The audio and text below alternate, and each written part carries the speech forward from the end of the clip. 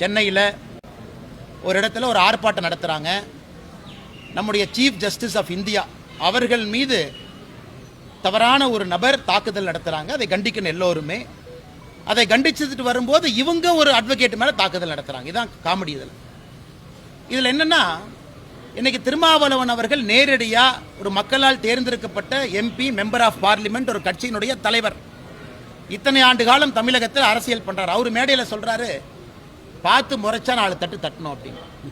இன்னைக்கு தமிழகத்தில் எப்படி ஆகி போச்சுன்னா, சில அரசியல் கட்சியை சார்ந்தவர்கள், சில தலைவர்கள் மேடையின் மீது ஏறி சும்மா முறைச்சா 4 தட்டு தட்டணும். இன்னைக்கு திருமாவளவன் அவர்களும் அவங்க கூட இருக்கிறவங்களும் இந்தியா பாகிஸ்தான் பார்டருக்கு அனுப்பினா பாகிஸ்தான்காரன் முறைச்சிக்கிட்டே இருக்கான். 4 தட்டு அவனை தட்டணும். அதனால் இந்த முறைச்சவனெல்லாம் தட்டணும்னு ஆரம்பித்தா தமிழ்நாட்டில் அண்ணன் திருமாவளவர்களுக்கு இடம் இல்லை. இந்தியா பாகிஸ்தான் பார்டருக்கு போய் இந்த பாகிஸ்தான் ஆர்மி முறைச்சானா 2 தட்டு தட்டணும். அங்கே வீரத்தை காட்ட மாட்டாங்க. அப்பாவியா யாராவது ஸ்கூட்டரை உங்களை போல என்னை போல இந்த மிடில் கிளாஸ் சொல்லக்கூடியவங்க அவங்க வருவாங்க. கூட்டமாக 100 பேர் அண்ணன் திருமாவளவர்களோடு போவாங்க. ஒரு தலைவர்னா அவர் முன்னுதாரணமாக நடந்திருக்கணும். கீழே இறங்கி தடுத்திருக்கணும், என்ன ஆச்சுன்னு பார்க்கணும். இது முழுமையாக ஒரு 2-2.5 நிமிஷம் நடக்குது. இதை ஒரு பத்திரிகை நண்பர் படம் பிடிக்கிறார். அதை ஒரு தனியார் தொலைக்காட்சியில் போடுறாங்க. தனியார் தொலைக்காட்சியில் போட்ட பிறகு அதை நான் என்னுடைய எக்ஸ் வலைதளத்தில் போடுற உடனே திருமாவளவர்களுக்கு சந்தேகம் வந்துருச்சு, அண்ணாமலை தான் பின்னாடி இருந்து அதை செஞ்சிருக்கிறாங்க. இது என்ன சொல்றதுன்னு எனக்கு தெரியலங்க. இப்படித்தான் தமிழகத்தினுடைய அரசியல் சாபக்கேடு.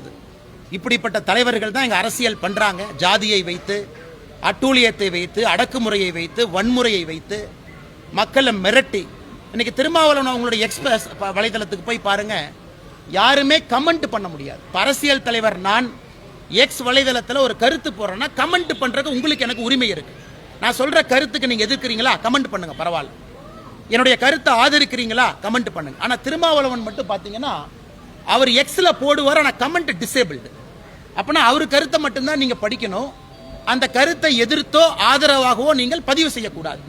இப்படிப்பட்டவர்கள் மோடிஜியை பார்த்து, பாரதிய ஜனதா கட்சியை பார்த்து கருத்து சுதந்திரத்தை பற்றி பேசுகிறாங்க. இதை விட வெட்கக்கேடு நான் பார்த்ததில்லை. அதில் 2 பேர் வேலை இல்லாதவங்க கமிஷனர் ஆஃபீஸுக்கு போய் என் மேலே புகார் கொடுக்குற 2 பேர் போகிறாங்க. உடனே இது RSS சங் பரிவார் பின்னார் இருக்கு.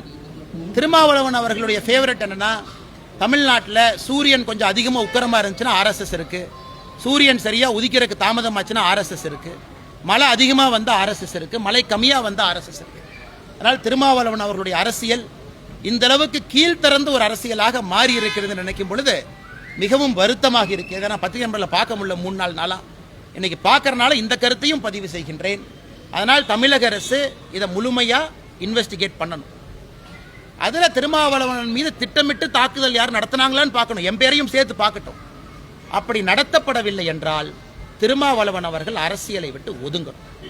இந்த அநாகரிகமான, அச்சப்படுத்தக்கூடிய, வன்முறைத்தனமான அரசியலை செய்து தவறு செய்த பிறகு தப்பிப்பதற்காக RSS, BJP, அண்ணாமலை அப்படின்னு பழி போடுற அந்த வேலையிலிருந்து இத்தோடு நிறுத்திக் கொள்ள வேண்டும் என்றால் தமிழ்நாடு அரசு இதை இன்வெஸ்டிகேட் செய்த பிறகு, இது திருமாவளவன் அவர்களால், அவருடைய கட்சி தொண்டர்களால் தான் இது நடத்தப்பட்டதுன்னு ஊர்ஜிதமாக போகுது. அதில் நானும் RSSஓ BJP யாரும் இருக்க போறதில்லை. அது வந்த பிறகு திருமாவளவன் அவர்கள் அரசியலை விட்டு வெளியே செல்வாரா அப்படிங்கிற கேள்வியும் மதுரை மாநகரத்தில் பத்திரிகை நண்பர்கள் மூலமாக அண்ணன் திருமாவளவன் அவர்களுக்கு நான் கேட்கின்றேன்.